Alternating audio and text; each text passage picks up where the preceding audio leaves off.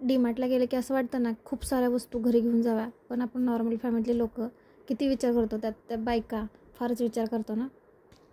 High hello, welcome to my channel life with Manisha. तर मी तुम्हाला जसं की अगोदर सांगितलं, मी डीमार्टचा ऑलरेडी एक शॉर्ट व्हिडिओ किंवा स्मॉल व्हिडिओ तुमच्यासोबत शेअर केला होता. ॲक्च्युली तो व्हिडिओ मी क्लोथसाठी शेअर केला होता, डिटेल व्हिडिओ राहिला होता, तर म्हटलं चला तुमच्यासोबत शेअर करून देते.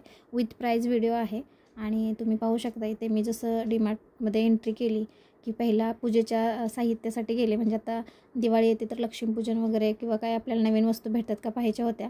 तर तुम्ही पाहू शकता, ज्यांना कोणाला कलश वगैरे घ्यायचे असेल तर 399 हे क्लोथ वगैरे आहे. तर मला वाटते 69चे वगैरे आहेत ते क्लोथ. 49, 69 साईजनुसार व्हेरिएबल आहेत ते प्राईस. डीमार्टला जाण्याचा आपल्या सर्वांचा एकच हेतू असतो की म्हणजे आपल्याला नंबर ऑफ व्हरायटीज पाहायला भेटतात आणि त्या व्हरायटीमध्ये कितीतरी कलर आणि म्हणजे रिजनेबल प्राईजमध्ये वगैरे अवेलेबल असतात. त्याच्यामुळे आपण डीमार्टला जातो. डीमार्टला घ्यायला जातो 1 ते 2 वस्तू किंवा नॉर्मल वस्तू घ्यायची असतात आपल्याला. आपण ठरवून जातो की 1,500-2,000 हजार किंवा 3,000 मॅक्स टू मॅक्स आपली काय बजेट असेल त्याच्यानुसार आपण शॉपिंग करायची. पण आपण ठरवून जातो आणि त्या बजेटमध्ये करायची हे. त्याच्यात दुप्पट बजेट आपलं गेलेलं असतं. ज्यावेळेस आपण ट्रॉली ज्यावेळेस काउंटरला आणतो तेव्हा समजतं की अरे बापरे, मला तर 3,000 शॉपिंग करायची होती पण ऑलरेडी 6,000ची झालेली आहे. ह्या गोष्टी होऊन जातात. तर याच्यामुळे मी बरंचसं टाळते डीमार्टलाही जाण्याचं. पण असं सण वगैरे आले की तर काही ऑप्शनच नसतात. डीमार्टला जाणं मस्ट आहे आणि आपण जातो किती काही झालं. आणि आपल्याला ही गोष्ट माहीत आहे की ऑलरेडी डीमार्टला गेलं की भरपूर सारा खर्च होतो, तरी आपण तिथे जातोच. जसं की मी म्हटलं, इथे ग्लास जार वगैरे इतके छान म्हणजे रिजनेबल 49, 149, 69 ह्या रेंजमध्ये होते आणि चांगल्या क्वालिटीचे अवेलेबल होते. मी 4 ते 5 ग्लास जार घेऊन आले. एअरटाईट ग्लास जार पण इतके छान होते 149चे. मी हे 2 घेऊन आले. नॉर्मल 69चे 2 घेऊन आले, कारण मला आता आचार वगैरे त्याच्यामध्ये प्रिझर्व करायचं होतं, कारण ऑलरेडी प्लॅस्टिकच्या बरणीमध्ये माझं ते आचार होतं. तर म्हटलं चला आता काचेच्या बरणीमध्ये शिफ्ट करून देते आणि फ्रीजमध्ये ठेवून देते.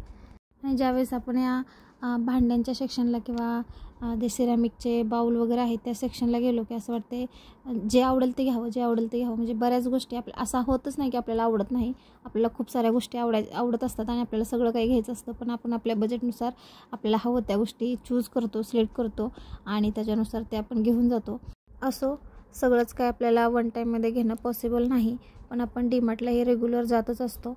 त्याच्यामुळे आपल्याला सपोज वन टाईममध्ये गेलो आणि आपल्याला एखादी गोष्ट प्रॉपर घ्यायची असेल तर आपण ती या टाईमला ती किंवा राहून नंतर की 5-6 महिन्यांनी एखादी दुसरी गोष्ट अशा गोष्टी करून पण आपण आपल्याला ज्या गोष्टी हव्या आहेत त्या आपण घेऊ शकतो. आणि तुम्ही पाहू शकता इथे मस्त अशा छान छान सिरॅमिकच्या प्लेटा वगैरे आणि असे बाऊल वगैरे इतके छान होते, स्टीलचे वगैरे डब्बे.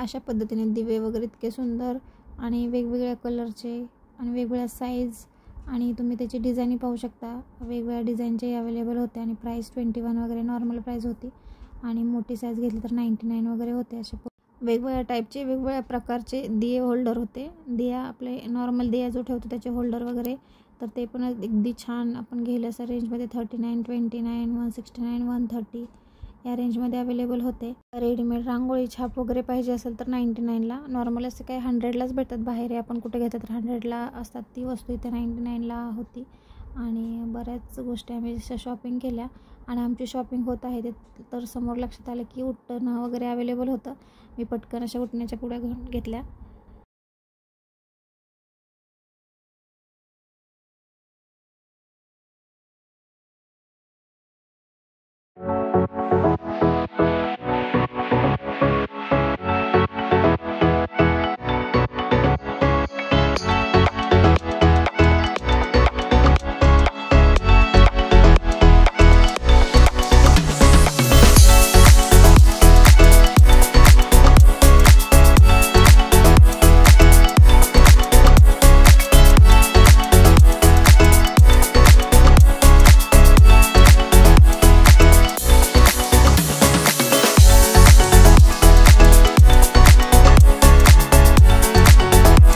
आपल्यासोबत जर लहान बाळ असेल तर चॉकलेट आणि किंडर जॉय. श्रीषाचं कितीचं वेळ काउंटरला तिने कुठेतरी ते किंडर जॉय पाहिलं होतं, तर तिची एवढी घाई, मला किंडर जॉय दे, किंडर जॉय दे. पटकन ते किंडर जॉय दिलं आणि तिची घाई त्याच्यामध्ये काय गिफ्ट असेल तर मी पुढे तुम्हाला व्हिडिओमध्ये शेअर करून दिलं आहे. तुम्ही चेक करा की कशा पद्धतीने तिचा इतका आनंद.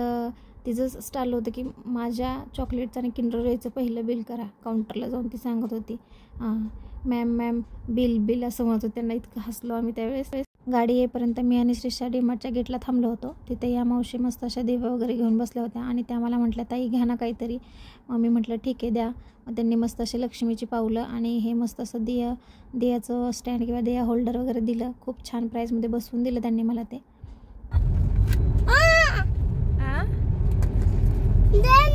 देते ना, थांब 1 मिनिट. काय निघलं बघू ह्याच्यात. वाव किती छान आहे. तर अशा पद्धतीने आमची डीमार्टची शॉपिंग झाली फॉर दिवाळी. तर हा व्हिडिओ आवडला असेल तर तुम्ही लाईक, शेअर आणि सबस्क्राईब करायला विसरू नका. तोपर्यंत बाय.